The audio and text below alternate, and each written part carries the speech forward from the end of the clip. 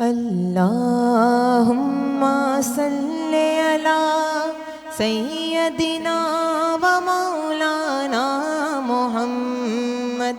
اللہم صلی علی سیدنا و مولانا محمد وعلی سیدنا علی و سیدتنا فاطمہ و سیدتنا زینب و سیدنا حسن و سیدنا حسین وعلی آلہ و صحابہ وبارک وسلم وبارک وسلم. اللہ کے شعر ہے در قرار پر درود. اللہ کے شعر ہے در قرار پر درود. حضرت حسن حسین کے حضرت حسن حسین کے کردار پر درود. اللہم صلی علی سیدنا و مولانا محمد. جنت میں فاطمہ کی کنیزیں جہاں رہے. جنت میں فاطمہ کی کنیزیں جہاں رہے. یا رب میری دعا یا رب میری دعا میری ماں وہاں رہے.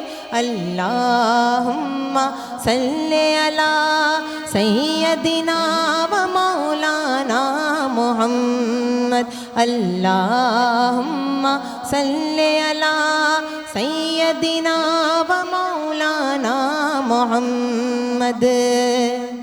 اور جنت میں مصطفیٰ کے صحابہ جہاں رہے. جنت میں مصطفیٰ کے صحابہ جہاں رہے. یا رب میری دعا یا رب میری دعا میرے بابا وہاں رہے. اللہم صلی علی سیدنا و مولانا محمد وعلی سیدنا علی و سیدتنا فاطمہ و سیدتنا زینب و سیدنا حسن و سیدنا حسین وعلی آلہ و صحابہ وبارک وسلم وبارک وسلم. بہت ہی خوبصورت کلام. اور چھوٹے سے وقفے کے بعد آپ کے سامنے حاضر ہیں، کیونکہ یہ ٹائم ہوتا ہے کہ جب ہم افطار سے بہت قریب ہوتے ہیں، ہمارا پروگرام کا ٹائم بھی بہت کم رہ جاتا ہے، تو ہماری کوشش ہوتی ہے کہ اس ٹائم پہ ہم اللہ تعالیٰ کی خوشنودی کے حوالے سے، اللہ تعالیٰ کی رضا کے حوالے سے، دین کے حوالے سے، اہل بیت کے حوالے سے، نبی پاک صلی اللہ علیہ وسلم کے حوالے سے اور دین کے دیگر چیزوں پہ ہم بات کر سکیں. جی ملک صاحب. بالکل صحیح کہا. یہ وقت وہ ہے کہ ہم بالکل افطار کے قریب جا رہے ہیں، بہت تھوڑا سا وقت رہ گیا. تو ہمارا ایک ٹاپک چل رہا تھا، آج ہم بات کر رہے تھے حضرت حسن رضی اللہ تعالی عنہ پہ. تو میرے چھوٹی سی گزارش کروں گا ZH خرم صاحب سے کہ آپ حضرت امام حسن رضی اللہ تعالیٰ عنہ کے بارے میں، ان کی شخصیات کے بہت سے پہلو ہیں، کسی ایک پہلو پہ تھوڑا سا گفتگو کیجیے. دیکھیں، امام حسن علیہ السلام جو ہیں، انہوں نے جو سب سے دنیا میں ایک پازیٹیو میسج دیا ہے، ان کا جو دسترخوان ہے، یہ بھی ایک موٹیویشن ہے، بہت بڑی موٹیویشن. آپ یہ دیکھیں کہ آج 1400 سال گزرنے کے بعد یہ جو ہم اپنے گھر میں امام حسن کا دسترخوان کر رہے ہیں، یہ فلسفہ کیا ہے؟ یہ جو امام حسن کا فلسفہ ہے، یہ آپس میں محبت بھائی چارے کا سبزہ ہے کہ تمام جو مذاہب کے لوگ ہیں ان کو جب آپ امام حسن کے دسترخوان پہ بلاتے ہیں تو یہ محبت بڑھتی ہے. بالکل. اور ان کی جو خوبیاں ہیں وہ تو اس حد تک ہے کہ جس طرح آغا صاحب نے بھی فرمایا کہ نبی کریم صلی اللہ علیہ وسلم جو ہیں انہوں نے اپنے سجدے بڑھا دیے. کیوں بڑھا دیے؟ یہ نہیں کہ وہ نواسہ رسول ہیں، وہ جبریل آ کے بتا رہے ہیں کہ یہ جنت کے سردار ہیں. مولا حسن علیہ السلام، مولا حسین علیہ السلام جنت کے سردار ہیں. آپ یہ دیکھیے کہ ان کے زمانے میں بہت ساری، یعنی کہ ان کے زمانے کا جو ایگریمنٹ ہے جس کو کہتے ہیں امام حسن کا ایگریمنٹ، جو دنیا میں بڑا مشہور ہے، صلاح حسن.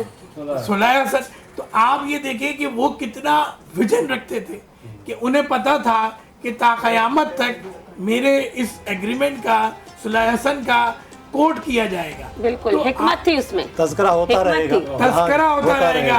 اور یہ دیکھیے کہ ہم کسی بھی لیول پہ بہت سارے لوگ کہتے ہیں کہ امام حسین کی باتیں زیادہ ہوتی ہیں، امام حسن کی نہیں ہوتی. لوگوں کو اس بات کا علم نہیں ہے کہ امام حسن علیہ السلام جو ہیں وہ بڑے بیٹے ہیں، کیونکہ ان کو بھی زہر دے کے شہید کیا گیا ہے. بالکل. آپ تاریخ دیکھیں کہ ان کو جو شہید کیا گیا ہے وہ زہر دے کے کیا گیا ہے. تو تمام ائمہ کو مولا علی علیہ السلام سے لے کے اور آپ 11ویں امام تک دیکھیں تو جو بھی ہمارے اماموں کے ساتھ ظلم ہوا ہے، زیادتی ہوئی ہے، تو یقیناً دنیا میں دو قوتیں ہیں. جی. مولا حسین کے بعد تو صرف دو ہی قوتیں نا، حق اور باطل کی، بس باطل. باتیں ختم ہو گئی. بات یہ ہے کہ آپ نے یہ دیکھنا ہے کہ آپ کہاں کھڑے ہیں، کس کے ساتھ کھڑے ہیں. کیا آپ حق کے ساتھ کھڑے ہیں، کیا آپ جو ہے وہ باطل کے ساتھ کھڑے ہیں. بالکل. تو آپ ایک بیچ میں بھی تو ہوتے ہیں نا، خاموش رہتے وہ ہیں، منافق ہوتے ہیں، نہ ادھر کے نہ ادھر کے، پتہ بھی نہیں چلتا کہ وہ کس گروپ کے ساتھ کھڑے ہوئے ہیں. بدر بھائی میں آپ کو بتاؤں وہ منافق ہوتے ہیں. بالکل. مولا علی فرما رہے ہیں کہ یہ ممکن ہے کہ تم زیادہ لوگوں کو اچھے لگو. کوئی شخص کہہ رہا ہے کہ 100% لوگ اس سے خوش ہیں، یہ ممکن ہی نہیں ہے. وہ منافق سے خوش ہو سکتے ہیں. حق بات کرنے والے کے اچھے زیادہ لوگ ہوں گے، لیکن اس کے بھی خلاف لوگ ہوں گے. تو آپ یہ دیکھیے کہ مولا حسن کی جو تعریف ہے، آج آغا صاحب نے جو گفتگو کی ہے اس کے بارے میں تو میں ایز اے طفل مکتب ہوں، کیونکہ علماء حضرات کے بعد کوئی گفتگو کرنا، بالکل ان کا تو پھر نالج ہی ان کی اتنی ہوتی ہے کہ ہم تو پھر بالکل وہاں پر سمجھ رہے ہیں، ہم تو خود سیکھ رہے ہوتے ہیں. بہت خوبصورت بات کی ہے خرم بھائی نے. اور میں یہاں پر تعارف کرواتی چلوں، ہمارے ساتھ موجود ہیں عابد نقوی صاحب، انجینئر عابد نقوی صاحب، جن کے پاس اہل بیت کے ذکر کے حوالے سے بڑا مواد موجود ہے. تو میں ان سے ریکویسٹ کروں گی کہ سر ہمیں کچھ عطا کیجیے. جی جزاک اللہ، بہت شکریہ آپ کا کہ آپ نے مجھے یہاں بلایا. یہ رضوان رضوی صاحب ہیں فرام بینکاک، بینکاک میں ہوتے ہیں. ان کی 2 کتابیں آ چکی ہیں جو منقبت میں بھی ہیں اور نوحہ اور مرثیہ میں بھی ہیں. تو ان کے کلام ماشاءاللہ، اب یہ چونکہ امام حسن کے حوالے سے ہے تو میں آپ کی خدمت میں پیش کرتا ہوں. آپ توجہ فرمائیے گا ذرا. جی بالکل بالکل جناب. جو بات آغا صاحب مولانا صاحب نے کہی ہے اور جو بات انہوں نے کہی ہے یہ آپ کو ان شعروں میں نظر آئے گی. جی جی بالکل عطا کیجیے. آج گھر گھر کو سجا لو کہ حسن آئے ہیں. واہ کیا بات ہے، کیا بات ہے، کیا بات ہے. آج گھر گھر کو سجا لو کہ حسن آئے ہیں، مدح شبر کی سنا لو کہ حسن آئے ہیں. شادمان مصطفیٰ ہیں، حیدر و زہرا خوش ہیں. شادمان مصطفیٰ ہیں، حیدر و زہرا خوش ہیں. مل کے یہ جشن منا لو کہ حسن آئے ہیں. آؤ ہم مل کے در حیدر و زہرا پہ چلیں. آؤ ہم مل کے در حیدر و زہرا پہ چلیں. کاسائے حاجات کا بھی لاؤ کہ حسن آئے ہیں. کیا بات ہے. آج صدقے میں علی خلد کے گھر بانٹتے ہیں. کیا بات ہے، کیا بات ہے. آج صدقے میں علی خلد کے گھر بانٹتے ہیں. ہاتھ تم اپنا بڑھاؤ کہ حسن آئے. ماشاء اللہ. ہاتھ سب اپنے اٹھا کر کرو اعلان وفا.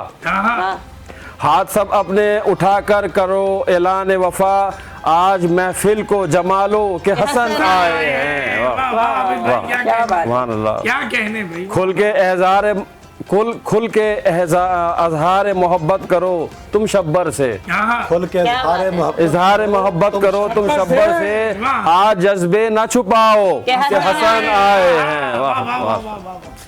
جام پر جام مودت کے یہاں چلتے ہیں، جام پر جام مودت کے یہاں چلتے ہیں، خود پیو سب کو پلاؤ کہ حسن آئے ہیں۔ تنیت کے لیے آئے ہیں فرشتے در پر، تنیت کے لیے آئے ہیں فرشتے در پر، در پہ تم سر کو جھکا لو کہ حسن آئے ہیں۔ سورہ کوثر کی ہے تفسیر یہ بن کر آئے، سورہ کوثر کی یہ تفسیر یہ بن کر آئے، ساری دنیا کو بتا لو کہ حسن آئے ہیں۔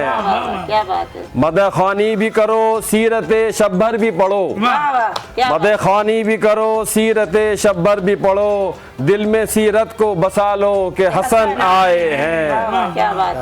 آخری 3 شعر آپ کی خدمت میں۔ سن کے خوشیوں کی خبر جلتے ہیں منافق سب ہیں، سن کے خوشیوں کی خبر جلتے منافق سب ہیں، تم منافق کو جلاؤ کہ حسن آئے ہیں۔ موت ہے نعرہ حیدر بھی منافق کے لیے، جو آپ منافق کی بات کر رہے تھے، موت ہے نعرہ حیدر بھی منافق کے لیے، نعرہ حیدر کو لگا لو کہ حسن آئے ہیں۔ ہوگا جبریل بھی محفل میں کہیں بیٹھا ہوا، محفل چونکہ روحانی ہے، ہوگا جبریل بھی محفل میں کہیں بیٹھا ہوا، تم گلے اس کو لگاؤ کہ حسن آئے ہیں۔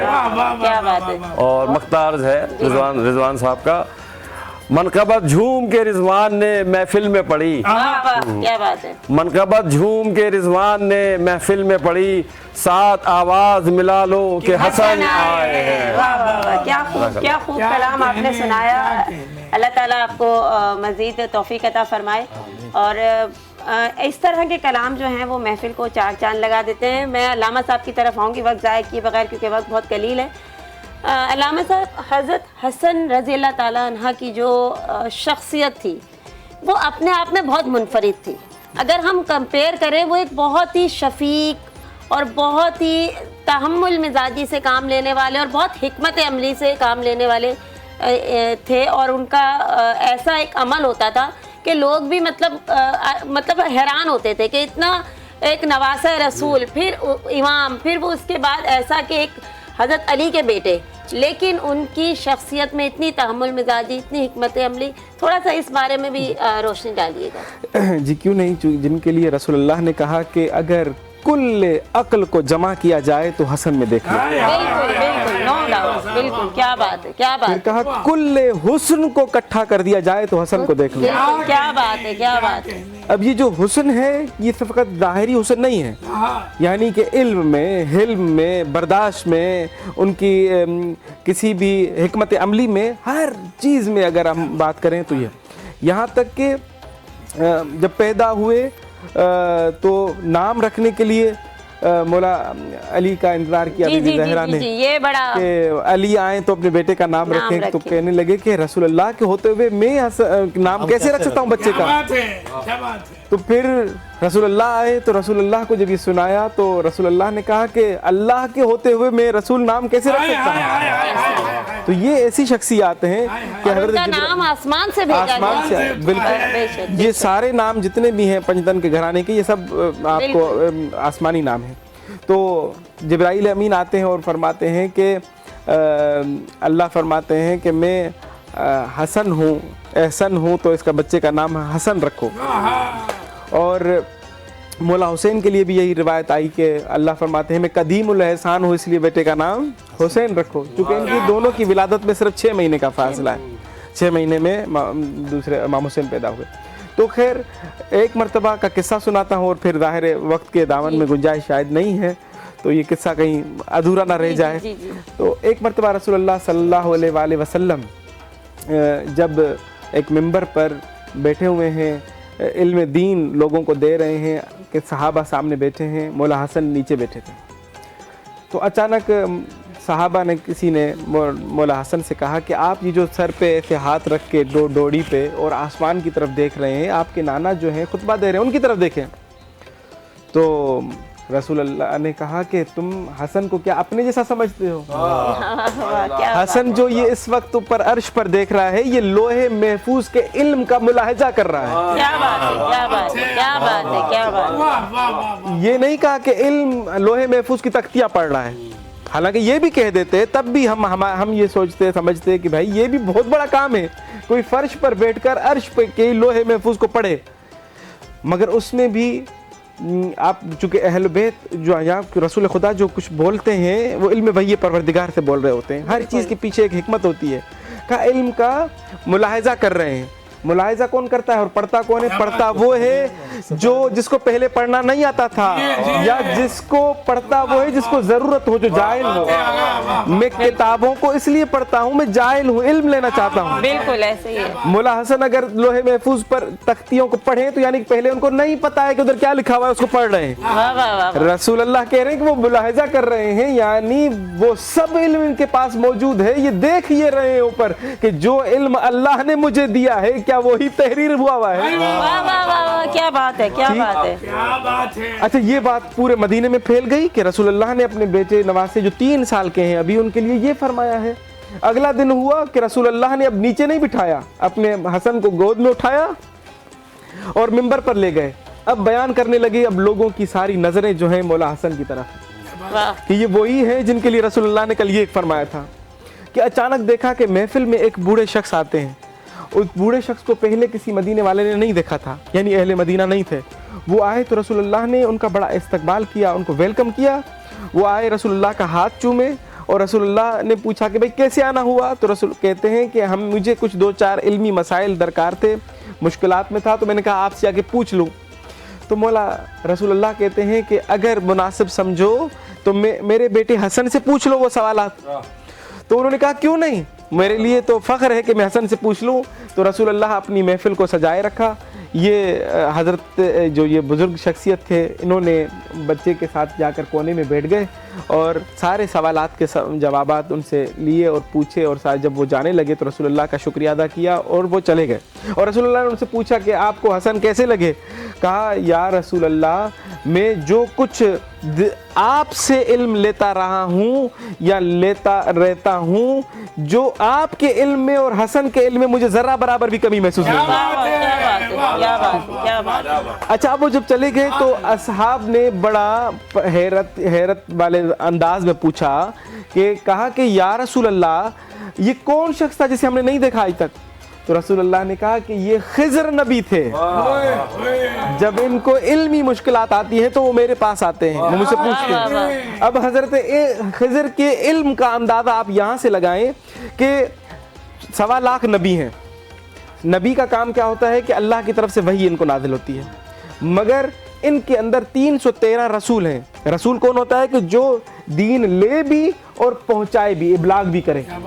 اور پھر ان کے اندر 5 اولو العزم پیغمبر ہوتے ہیں, جن میں سے ایک اولو العزم پیغمبر ہے. اب علم کا اندازہ لگائے نا کہ کتنا زیادہ ہوتا ہوگا, کتنا زیادہ. ایک اولو العزم پیغمبر ہے حضرت موسیٰ. حضرت موسیٰ صاحب شریعت بھی ہیں, صاحب کتاب بھی ہیں, صاحب علم بھی ہیں, صاحب شریعت بھی ہیں, صاحب کلام بھی ہیں. تو جب سب کچھ مل گیا پھر یہ اللہ سے دعا مانگتے ہیں کہ پروردگار رب زدنی علما, میرے علم میں اضافہ فرما. تو اللہ نے کہا کہ جاؤ وہ دریا کے فلاں کنارے پہ جاؤ گے, وہاں پر ایک شخص ملے گا, اس سے علم حاصل کرو. اب جب حضرت موسیٰ آئے دیکھا کہ وہ شخص وہاں کھڑے ہیں, کہ کہا کہ مجھے اللہ نے بھیجا ہے تم سے علم حاصل کرنے کے لیے, تم کون ہو؟ تو کہا کہ میں تمہارا ہی انتظار کر رہا تھا, مجھے اللہ نہیں بھیجا ہے, میں خضر نبی ہوں. حضرت خضر نبی وہ نبی ہیں جو خود حضرت موسیٰ جیسے نبی کو علم سکھاتے ہیں. اچھا, قرآن نے بڑا تفصیلی قصہ بیان کیا کہ حضرت موسیٰ جب گئے حضرت خضر کے پاس تو حضرت خضر نے کہا کہ تم میری باتوں کو تحمل نہیں کر سکو گے, برداشت نہیں کر سکو گے. کہا کہ نہیں, آپ مجھے صابر پائیں گے. پہلا کام کیا کیا, ایک کشتی میں بیٹھے گئے, تھوڑا سا آگے قرآن نے پورا قصہ ایز اٹ از اس طرح بیان کیا. 3 سوال بھی ہیں اور 3 ان کے جوابات بھی قرآن نہیں دیے ہیں. چونکہ وقت کے دامن میں گنجائش نہیں, میں سرسری گزر رہا ہوں. حضرت خضر نبی کے ساتھ بیٹھے حضرت موسیٰ, تو جیسے ہی وہ اس کشتی سے بیٹھ کے اترے تو حضرت خضر نبی نے اس کشتی میں سوراخ کر دیا. جی تو حضرت موسیٰ نے کہا کہ یہ کیا کیا آپ نے؟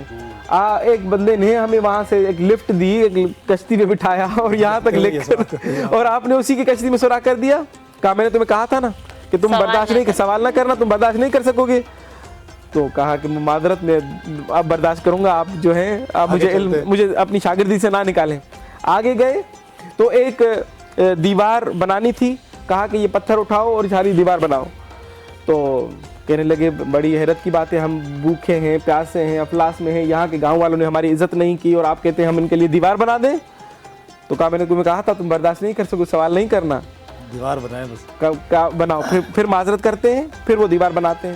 تھوڑا آگے گئے تو ایک بچے کو, چھوٹا بچہ تھا, اس کو حضرت خضر نبی نے قتل کر دیا. پھر انہوں نے سوال کیا, بھائی مجھے علم نہیں سیکھنا, آپ مجھے یہ بتا دیں یہ آپ نے کام کیوں کیے ہیں. تو کہا دیکھا میں نے کہا تھا تم برداشت نہیں کر سکو گے. تو پھر 3 یہ سوالات, اور تینوں سوالوں کے جواب اگر مجھ سے بعد میں آپ پوچھ لیجیے گا, افطاری کی ٹائم بتا دوں گا, ابھی کیونکہ ٹائم نہیں ہے, مجھے پتا ہے ابھی آسان آنے والی ہے. تو تینوں سوالوں کے جواب پھر حضرت خضر نبی نے حضرت موسیٰ کو سارے ڈیٹیل میں دی, اور اللہ نے قرآن مجید میں ایز اٹ از سارا قصہ یہ بیان فرمایا ہے. تو حضرت خضر نبی کا یہ مقام, اور امام حسن 3 سال کے ہیں, حضرت خضر نبی کے مسائل کے جوابات دے رہے ہیں. یہ علم تھا, یہ وہ شخصیات ہیں, یہ پنجتن کا گھرانہ وہ گھرانہ ہے جو دنیا میں آ کر کسی سے علم نہیں لیتا, یہ علم وحی پروردگار سے علم لیتا ہے. اور حتیٰ کہ جب پہلی وحی مولا رسول خدا کو آئی تو مولا علی ساتھ کھڑے تھے, بچے تھے, چونکہ رسول اللہ نے مولا علی کو پالا ہے بچپن سے ہی. جیسے پیدا ہوئے تو گئے کعبۃ اللہ میں, اور جا کر کعبۃ اللہ سے مولا علی علیہ السلام کو لیا اور اپنی زبان چسوائی.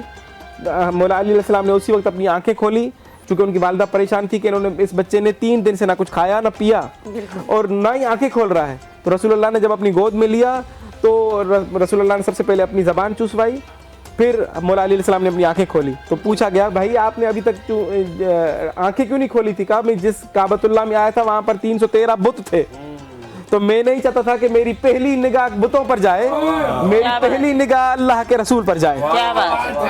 اور پھر جب زبان چسوائی تو مولا علی علیہ السلام نے کہا کہ یا رسول اللہ مجھے حکم کریں, میں قرآن پڑھوں, توریت پڑھوں, انجیل پڑھوں یا زبور پڑھوں. تو یہ علم وحی پروردگار, علم لدنی پروردگار, ڈائریکٹ علم لے کر آتے ہیں یہ شخصیات, یہ کسی دنیا میں آ کر کہیں سے علم نہیں لیتی ہیں. تو مولا حسن علیہ الصلوۃ والسلام کی یہ علمی کمالات. اسی طریقے سے اگر ہم بات کریں ان کی صلح پر, جی تو مولا حسن کے جب صلح کی تو لوگوں نے اشکالات کیے کہ مولا یہ آپ نے کیا کام کیا. تو مولا نے 13 اشکالات کے جوابات دیے. تو اس میں سے ایک جواب یہ دیا کہ جس طرح سے خضر نبی نے اس کشتی میں سوراخ کیا تھا تاکہ جب ظالم بادشاہ آئے گا اور وہ کشتیاں سب کی لے جائے گا تو اس غریب بندے کی کشتی اس لیے چھوڑ دے گا کہ اس میں سوراخ ہے, کام کی نہیں ہے. تو اسی لیے میں نے یہ صلح کی تاکہ دین اللہ کا بچ سکے. بالکل, کیا بات ہے, کیا بات ہے, کیا بات ہے. بہت تو اس کی حکمتیں بیان کی. اور آپ اگر فقط کوئی انسان وہ شرائط صلح پڑھ لے اور پھر امام کے وہ جوابات پڑھ لے تو میں کہتا ہوں اپنی آخرت کو اور صراط مستقیم کے راہ کو پیدا کرنا اس کے لیے آسان ہو جائے گا. آسان, بے شک, کیا بات ہے. بہت ہی خوبصورت بات علامہ صاحب نے کہی. صلح حسن اگر واقعی ہی پڑھی جائے تو وہ حکمت عملی کا اس میں جو آپ کو نمونہ ملے گا وہ کہیں نہیں ملے گا. وہ بہت ہی اچھی شرائط تھی جس کو عام عقل شاید جلدی سے سمجھ نہیں سکتی, لیکن اسے اگر سمجھا جائے تو بہت چیزیں ہیں اس میں. اور میں یہاں کیونکہ وقت بہت شارٹ ہے تو میں چاہوں گی آپ کچھ میسیج اگر دینا چاہیں تو. ہماری طرف سے یہی میسیج ہوگا کہ یہ جو بچے ہوتے ہیں اسپیشل نیڈ کے ساتھ دنیا میں آتے ہیں, ان کو ایکسیپٹ کیا جائے, ان کے لیے پیار اور اپنے دلوں اور گھر کے دروازے کھولے جائیں. میں اداروں سے کہوں گی کیونکہ ان بچوں کے لیے اسکولنگ کا مسئلہ آتا ہے, ڈفرینٹ انسٹیٹیوٹ وغیرہ اگر ان کے لیے بھی اسپیشل ایجوکیشن کے حوالے سے کورسز کریں تو آسانیاں ہوں گی, کیونکہ ان بچوں کو جتنا زیادہ ایکسپوجر ملے گا یہ اتنا زیادہ سیکھ سکتے ہیں, نہ کہ ان کو گھر میں رکھا جائے. تو اگر ہر کوئی مل کے اس چیز میں تعاون کریں تو اسپیشل نیڈ کا جو ایک ٹیبو سیٹ ہے وہ مٹ سکے گا, اور ایک ان کو بھی ایک نارمل ہیومن بینگ کی طرح ٹریٹ کیا جائے گا, جو کہ یہ ہیں بھی. نہیں, بہت اچھی بات ہے. ان بچوں کے لیے بالکل ہونا چاہیے یہ چیزیں. کچھ سلیبس اس طرح کے ڈیزائن ہونے چاہیے, ان لوگوں کے لیے کچھ ایکٹیویٹیز ایسی ہونی چاہیے اور گورنمنٹ کی سپورٹ ملنی چاہیے تاکہ یہ بچے بھی نارمل لائف گزار سکیں. ان کا بھی پورا حق ہے زندگی پر جس طرح باقی بچوں کا ہے. میں عابد نقوی صاحب سے گزارش کروں گی اگر ایک چھوٹا سا کلام ہمیں اور سنا دیں تاکہ ہم پھر اس کے بعد علامہ صاحب کی طرف جائیں گے اور دعا سے ایز یوزول اپنے پروگرام کا اختتام کروانا چاہیں گے. جی تو آپ ذرا اگر کوئی کلام سنا دیں تو بہتر ہو جائے گا. اچھا میں نکالتا ہوں ذرا. جب تک آگا نکالے میں بیان کرتا ہوں ایک مولا کا. مولا کے دسترخوان پر نا ایک شخص آیا, مسافر تھا, دور دراز سے آیا. تو ایک شخص نے ان کو رستے میں رہنمائی کی کہ بھوکے ہو, تمہیں کپڑا نہیں ہے, تمہارے پاس رہائش نہیں ہے, تم ایک کام کرو, ایک شخص ہے حسن, اس کا دسترخوان ہے, تم اس کے پاس چلے جاؤ, وہاں پر جا کے تمہیں کھانا بھی مل جائے گا, تمہیں سب چیزیں مل جائیں گی. تو یہ ایک ایک لقمہ کھاتا تھا اور ایک ایک لقمہ چھپا کے رکھتا تھا. تو جب جانے لگا تو یہ لے کے جا رہا تھا, تو امام حسن نے پوچھا کہ بھائی تمہیں اور کھانا چاہیے, میں اور دے دوں گا, لے جانا ساتھ میں, مگر یہ تم کیا کر رہے ہو, کس کے لیے لے کے جا رہے ہو؟ تو کہنے لگا کہ جب میں آ رہا تھا تو میری کسی نے رہنمائی کی تھی, ایک شخص تھا سوکھی روٹیاں پانی میں ڈبو کے اپنے گھٹنوں پہ توڑ کے کھا رہا تھا, میں چاہ رہا تھا کہ اس کے لیے بھی کھانا لے کے جاؤں. تو مولا حسن فرماتے ہیں کہ تمہیں پتا ہے وہ کون ہے؟ کہا کون ہے؟ کہا وہ میرے بابا علی ابن ابی طالب ہیں. کیا بات ہے, کیا بات ہے. تو علی وہ ہیں کہ دسترخوان ہے, انہی کا دسترخوان ہے, مگر وہ اپنی زہد و تقویٰ میں اتنے باکمال تھے کہ وہ اللہ کی نعمتوں کو اس طریقے سے استعمال کرتے تھے. بالکل, کیا خوبصورت بات کہی آپ نے. جی عابد صاحب. یہ بھی رضوان رضوی صاحب کا ایک کلام میں آپ کی خدمت میں جو امام حسن علیہ السلام کی ہی مدد میں کیا ہے. زہرا کی جان ہے یہ علی کا قرار ہے. کیا بات ہے, کیا بات. زہرا کی جان ہے یہ علی کا قرار ہے, میرا حسن نبی کے چمن کی بہار ہے. کیا بات ہے, کیا. پاتے ہیں یہاں سے فیض ملکوں اور انبیاء, پاتے ہیں یہاں سے فیض ملکوں اور انبیاء, در پہ کھڑی قطار کے اندر قطار ہے. کیا بات. فردوس بخش دے جسے چاہے جہاں دیں, فردوس بخش دے جسے چاہے جہاں دیں, خالق نے بخشا ان کو بہت اختیار. ابھی جو مولانا صاحب نے عرض کیا یہ اسی کا ایک پہلو ہے. بس ایک علی ہے, ایک حسن اور ایک حسین ہے. بس ایک علی ہے, ایک حسن ایک حسین ہے, نہ کوئی اور دوش نبی کا سوار ہے. کیا بات ہے. اول نمونے کوثر و تسنیم ہے حسن, اول نمونے کوثر و تسنیم ہے حسن, اس معاملے میں کچھ نہیں سوچو بچار ہے.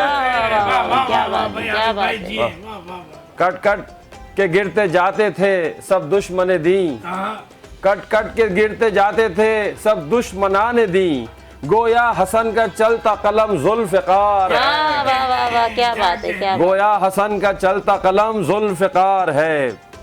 1400 سال بیت چکے پرفضاؤں میں, 1400 سال بیت چکے پرفضاؤں میں, چھایا حسن کی فتح کا اب ایک غمار ہے. کیا بات ہے. پڑھتے ہوئے درود مجیب آئے خلد میں, پڑھتے ہوئے درود محب آئے خلد میں, لغت مگر اردو پہ بڑی بے شمار. کیا بات ہے, بہت خوبصورت کلام ہے, لیکن ہمارے پاس کیونکہ وقت کی بڑی گنجائش بڑی کم ہے, تو میں آپ کا بہت شکریہ ادا کروں گی, آپ نے اس محفل میں بھی جان بھر دی. اور جیسا کہ میں نے آپ سے کہا کہ یہ وہ شخصیات ہیں جن کی زندگی جو ہے وہ ہمارے لیے مثل راہ ہے, جن سے ہم وہ کچھ سیکھ سکتے ہیں جو ہماری زندگیوں کا آسان کر دے, جو ہمیں اللہ تعالیٰ کے حضور ان کی بارگاہ خدا کی بارگاہ میں وہ کہتے ہیں نا حاضری کے لیے تیار کر دیں. یہ وہ زندگیاں ہیں جن سے ہم وہ سیکھ سکتے ہیں جو دین کی بنیادی ضروریات ہیں. یہ وہ مثالیں ہیں جن سے ہم زندگی کو بہتر کر سکتے ہیں. یہ وہ شخصیات ہیں جو ہمیں وہ راستہ دکھاتی ہیں جس کا ہمیں ہمارے پیارے نبی صلی اللہ علیہ وسلم نے جو ہمیں تعلیم کر کے گئے. تو میری دعا ہے کہ اللہ تعالیٰ ہم سب کو توفیق عطا فرمائے کہ ہم سب اللہ تعالیٰ کی خوشنودی کے لیے, اللہ تعالیٰ کی رضا کے لیے وہ تمام راستے اپنا سکیں جس کا حکم اللہ تعالیٰ نے دیا ہے, جس کی نشاندہی نبی پاک صلی اللہ علیہ وسلم نے کروائی, اور جس کا عملی نمونہ اہل بیت نے پیش کیا. یہاں کیونکہ وقت کی گنجائش بہت کم ہے, تو میں علامہ صاحب سے ریکویسٹ کروں گی کہ جیسے ہم دعا سے اختتام کرتے ہیں تو ایک مختصر سی دعا فرما دیں. فرامین اہل بیت علیہ السلام میں یہ دعا رمضان کی ہر نماز کے بعد پڑھنی چاہیے, اور افطاری کا وقت ہے تو میں اس لیے اس دعا میں بہت ہی کمالات ہیں. انشاءاللہ کبھی وقت ہوا تو میں اس کا ترجمہ پڑھوں گا ٹوٹل، تاکہ لوگوں کو پتہ چلے کہ ہم کس طریقے سے خدا کے ساتھ مناجات کرنے چاہیے.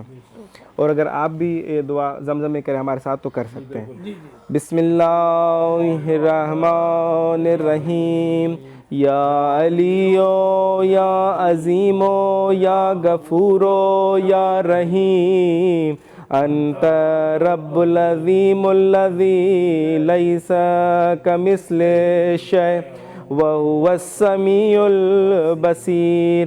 وهذا شهر عظمته وكرمته وشرفته وفضلته على الشهور، وهو الشهر الذي فرضت صيامه عليه، وهو الشهر رمضان الذي أنزلت فيه القرآن هدى للناس وبينات من الهدى والفرقان، وجعلت فيه ليلة القدر وجعلتها خير من 1000 شهر. فيا ذا المن ولا يمن عليك، من علي بفكاك ركبتي من النار فيمن تمن عليه، وادخلني الجنة برحمتك يا أرحم الراحمين. اللهم صل على محمد وعلى